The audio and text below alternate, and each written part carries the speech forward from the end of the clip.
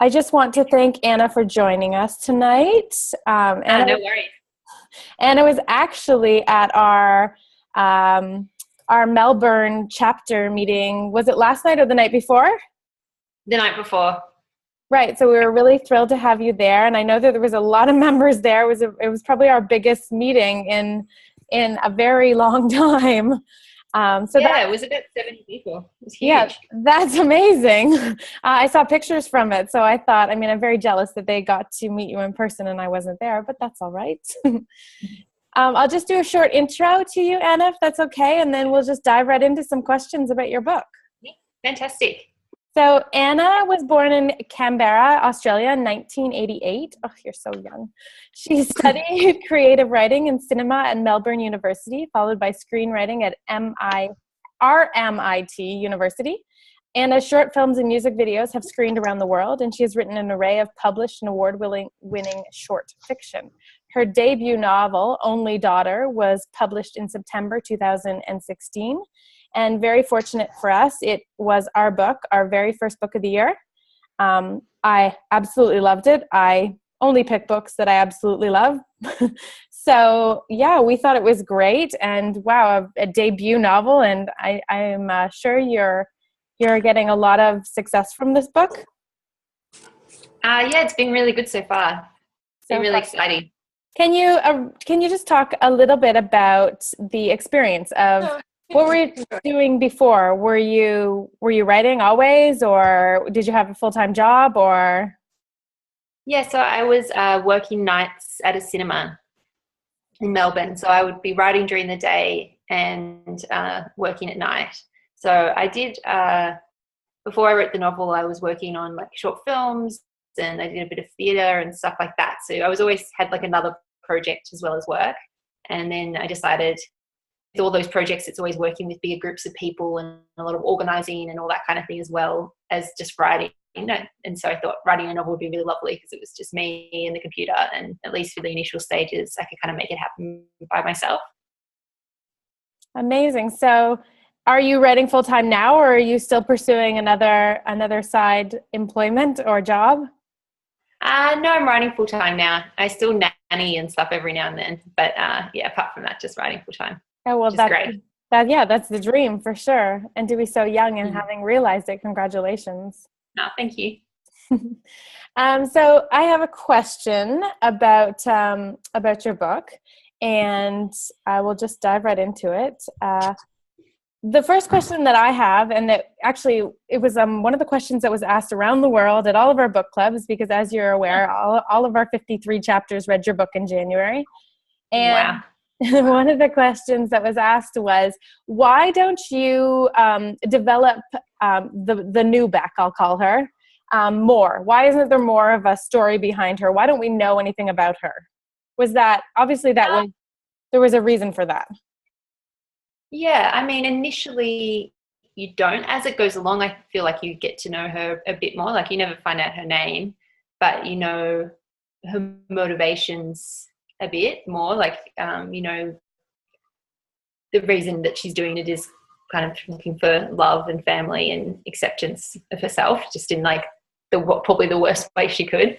But yeah, why she wasn't developed more, I guess such a big part of her character is trying to be another person. So she's like, a part of who she is taking on other people's characters because she feels like there's nothing underneath. So I think that that's kind of the key to her character, really, is that she feels like she has no identity of her own, and the only way to have an identity is to take one on. So you kind of get to know her through the way she takes it on. Like she's quite manipulative, and then as it goes on, starts to kind of find her own sense of self. But before that, she kind of didn't have any sense of self. She was just pretending, like initially pretending to be different kind of characters. Like she pretends like she, hangs out with some kind of hippies and pretends she grew up in a commune and things like that, and hangs out with the surfers and takes on those different kind of identities. And then in the book, she's literally taking on someone else's identity. And I just have a question here from Jillian, and she's asked, what was your inspiration from the book? Is this based on, how did you come up with the storyline, even like the most basic of the storyline? Well, I guess it's something that's happened quite, well, not often, but it's happened quite a few times in history. All over the world, there's been occurrences of this happening.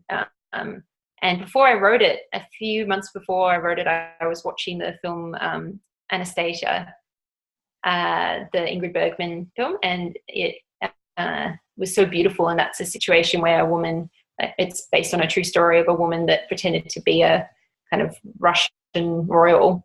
And so I was interested in that concept of kind of pretending to be someone else. And then with the dual narrative, I really wanted to write, I thought in crime, the victims often kind of don't really get a voice. So I really wanted Beck to tell her own story, as well as it being a crime where you know what's happened after, and to kind of put those together.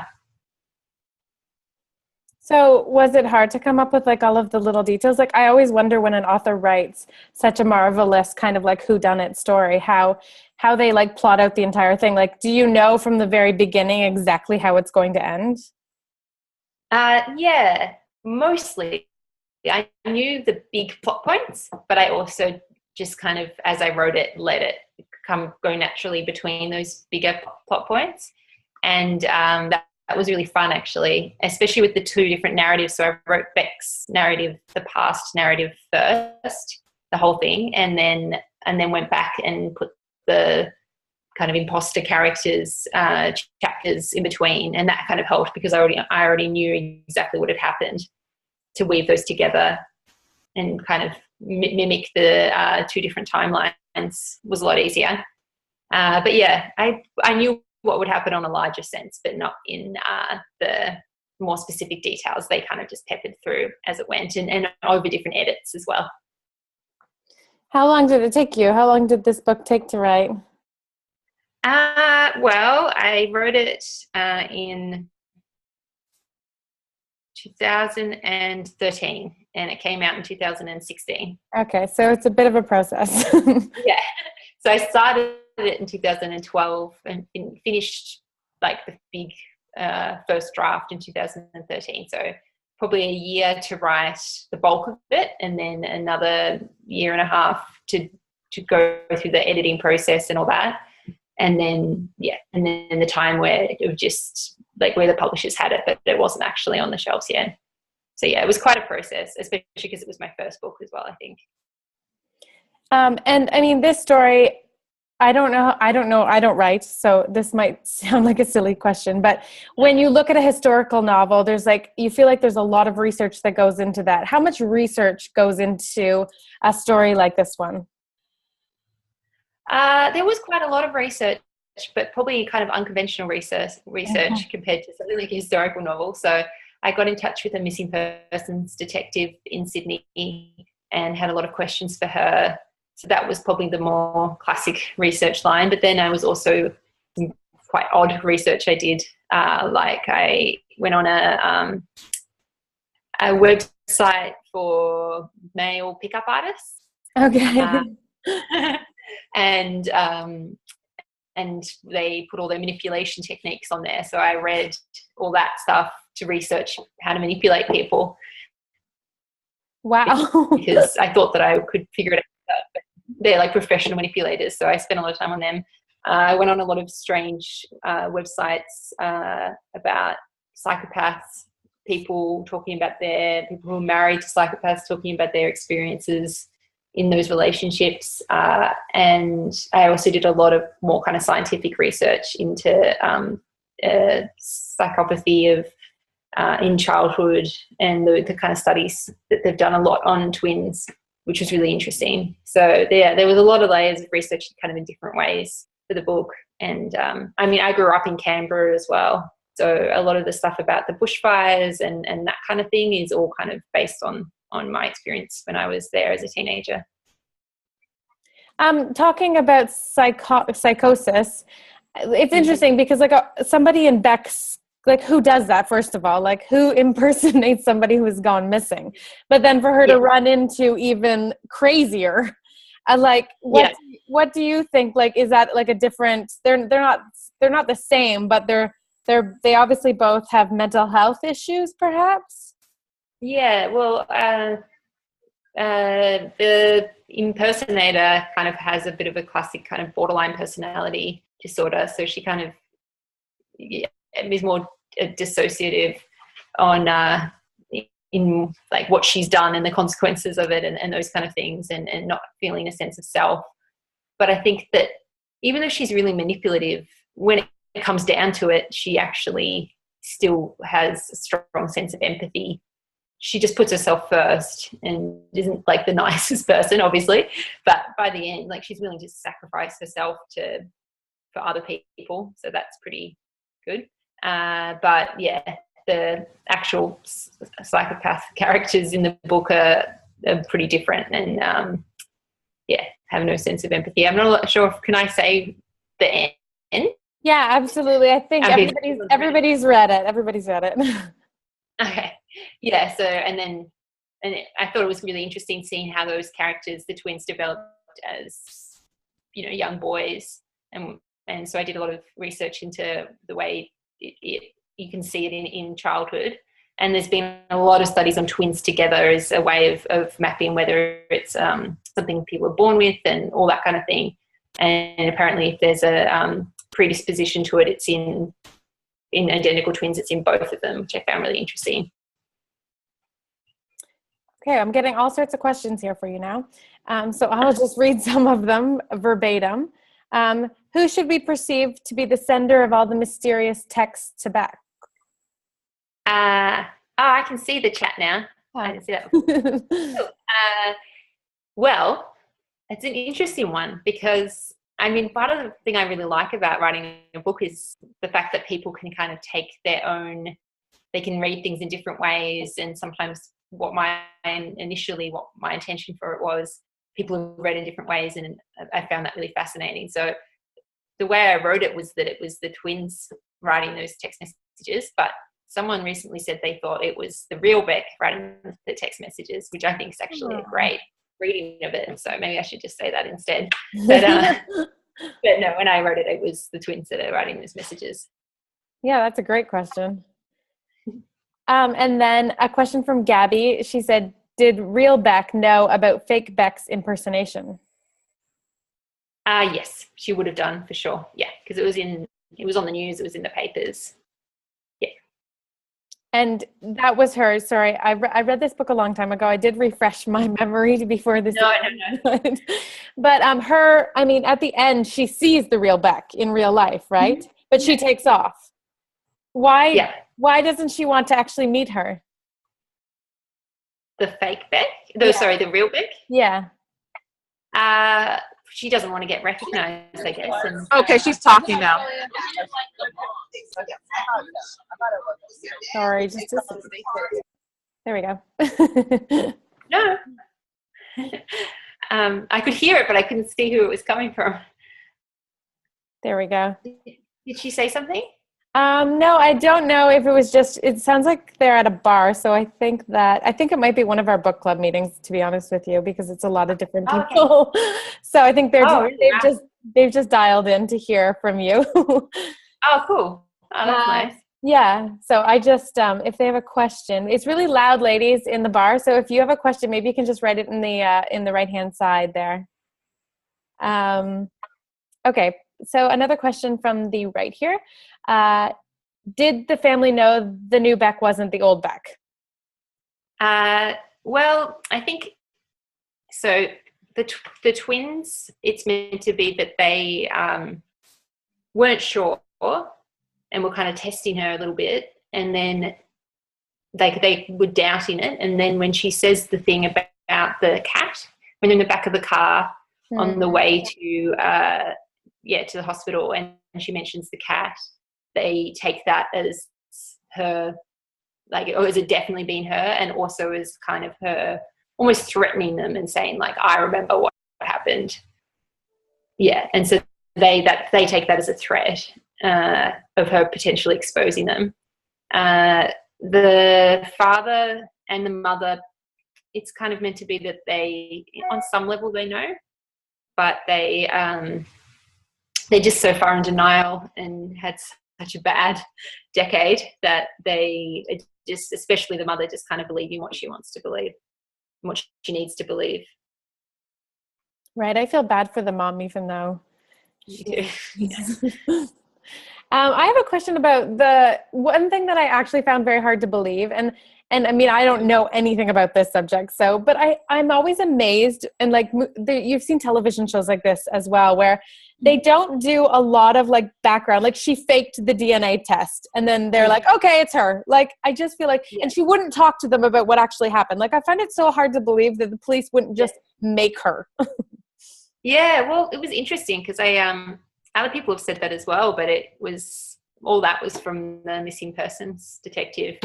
So, I mean, they can't, if someone's a victim, they can't really force them to do anything. You know, it's they're the victim. But also, a big part of that was the family had already identified her and said, yes, this is our daughter. So, so that was, there's levels to it. They have to do the DNA, the family has to identify her, and then they're the two major things. But they can't force someone to tell them things if they don't want to. Right. Sorry, I have another question, but I'm not exactly sure that I understand it. It says, who did Lizzie told that she wasn't back? Does that make sense to you? Oh, who did she tell? Yeah, I think it does. Okay. I think they mean on the phone, who did she tell? Oh, right. The father. Okay. That was like the final kind of snapping thing for him. Okay, and I do have a question. Somebody has raised their hand, so I'm going to unmute you so you can ask your question. I think this is the one that might be very loud, but let's see how it goes. That's okay. Question I want to ask, they're going to unmute me. Hi, we're currently at a book club discussing your book. Amazing. Oh, yeah.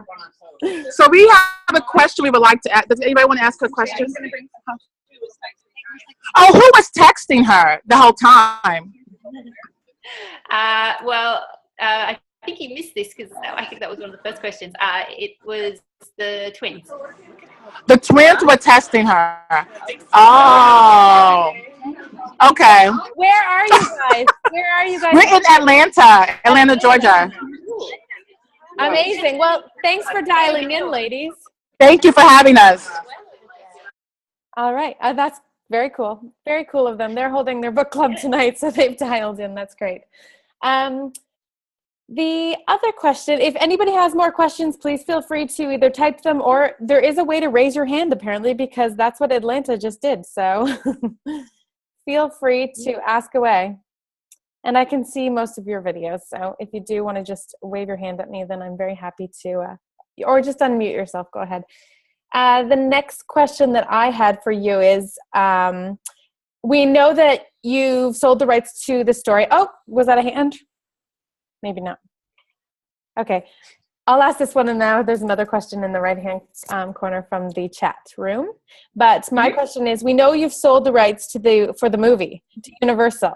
And I feel like book rights get bought every day, all the time. And sometimes something great comes, and sometimes they don't. Sometimes they just buy them and they do nothing with them. So can you tell us a little bit about where you are in that process?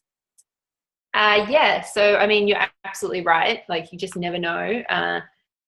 They do sometimes buy book rights, and kind of you think it's going to happen, and then it doesn't, and then you think it is again. My friend wrote the Rosie Project, which I think did well in America and Canada as well. Loved that book. Amazing. Yeah. Well, we studied together at RMIT, and super cool.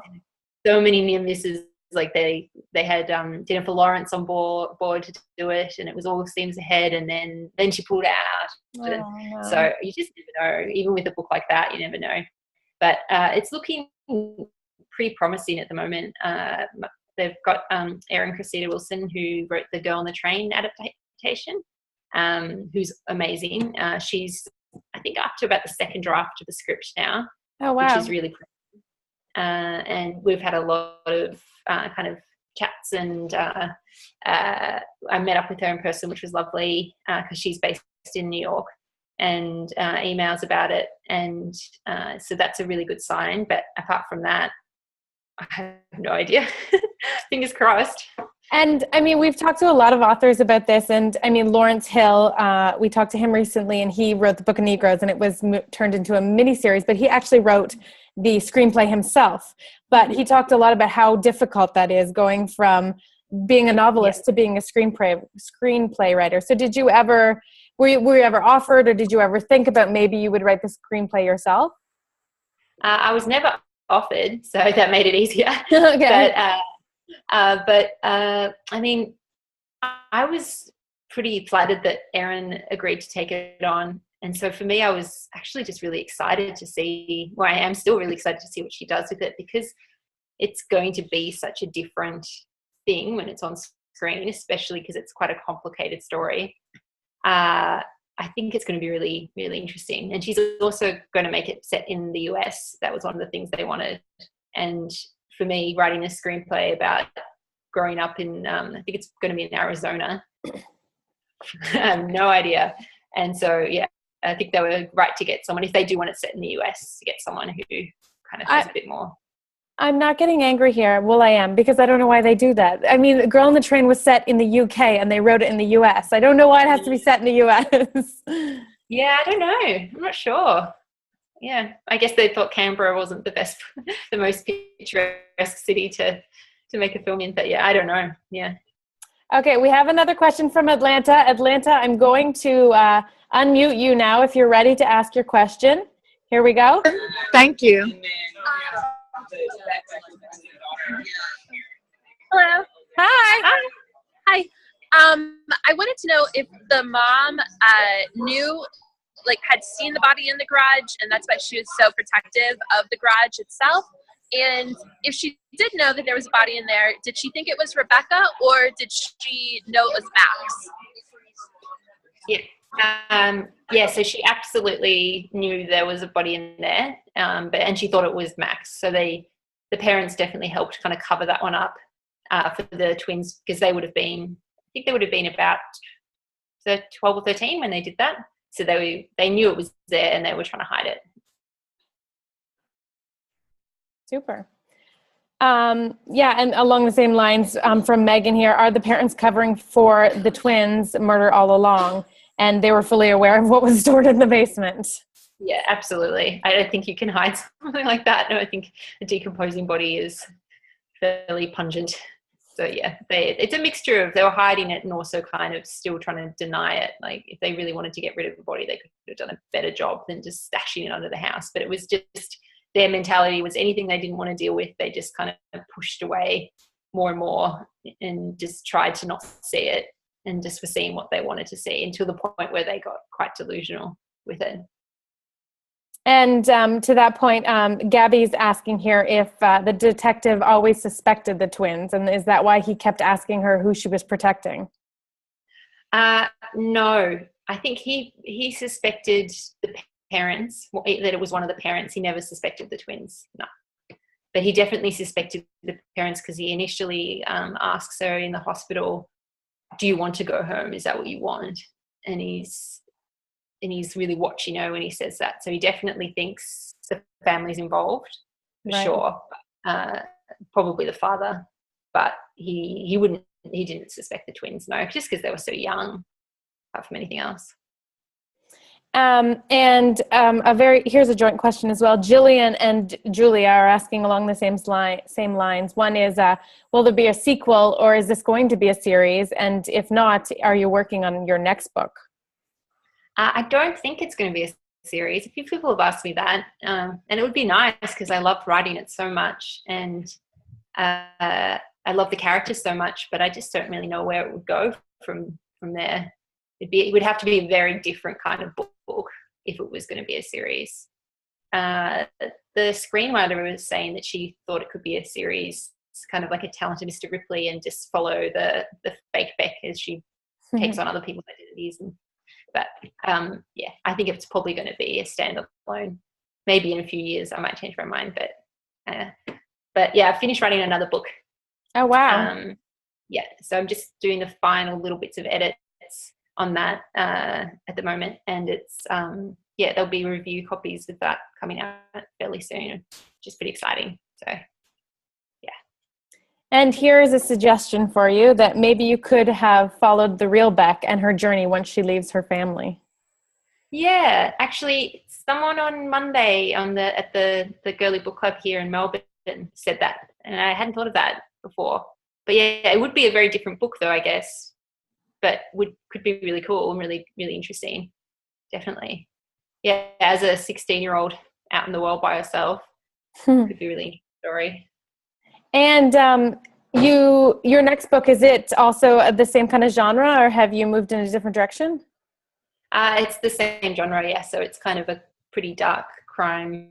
The characters are in their mid-20s, so it's less young than this. This kind of potentially could veer in the young adult a little bit, where my next book is very much kind of an adult crime book, but still for that kind of, mid-20s kind of age bracket in the characters.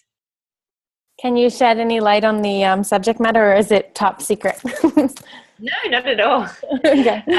It's about a reporter, well, kind of wannabe reporter in a small Australian town who absolutely hates her town, hates her life, and wants to move to the city to be like a proper journalist. And she's trying to write a good story in order to kind of get her foot in the door, but nothing is happening that's interesting enough for her to ever get her work published. And so she just kind of decides that she can make things up, and that it doesn't have to be a true story. But when she writes this story about something that's happened in the town, it snowballs and everyone in the town starts believing what she's writing, and it just goes from there. Very cool. Sounds good. So do you see yourself as like a psychological thriller that's going to be, are you a Gillian Flynn or the Australian Gillian Flynn? Someone said that. I don't know. I actually I like writing other stuff as well. I've written a young adult book recently, which, can you hear me? Yeah. Oh, good. Sorry, just made a funny beepy sound.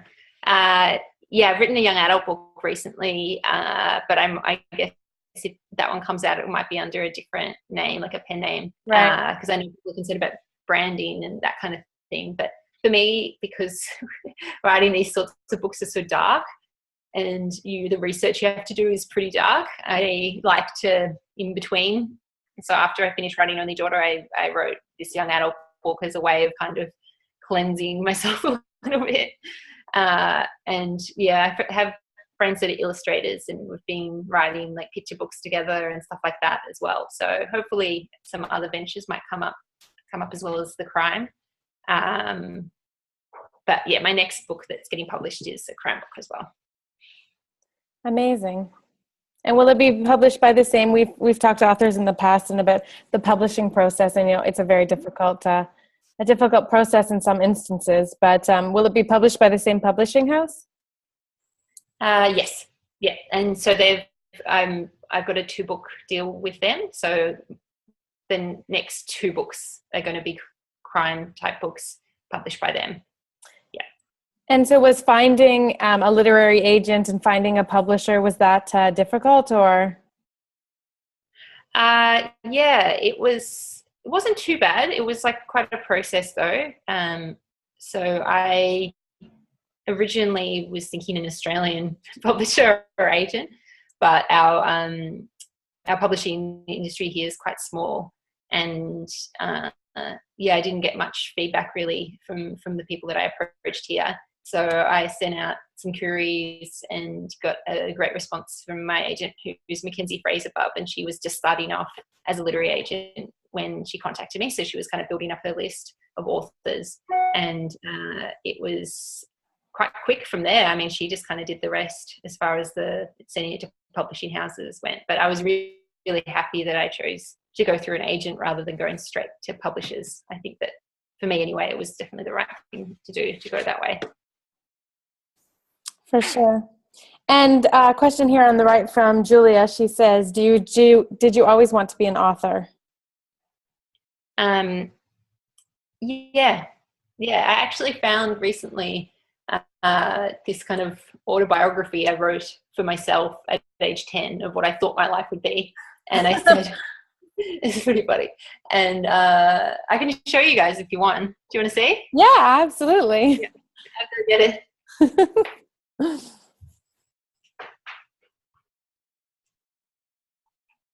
Thank you all for the questions. You're so good. All sorts of different questions filling in on the right-hand side. I'm just learning this technology, so it's very helpful with the questions and hand raising. Yeah, so this is my autobiography. Okay.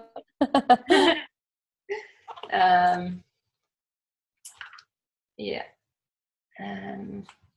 So I wrote.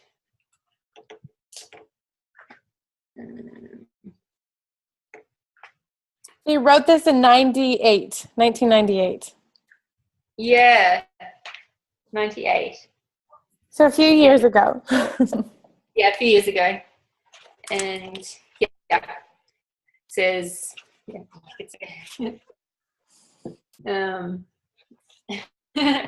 it says, I want to be a primary school teacher and in my spare time be a writer. When I retire, I will be a full-time writer. I want to write kids' books. So I wasn't too far off. Skipped the school teacher bit, but yeah, so. Well, you're a woman who knows what she wants. Yeah, and I drew my first book. I thought this was going to be my first book. One lock of hair, amazing. Yeah, a bit weird, but yeah, so yeah, I guess I must have always wanted to be a writer. That's very cool. Thank you for sharing that with us. That's all right. We have a very good question here from Gabby, and she's asked, what are you currently reading? And that I always love to know. What are authors reading?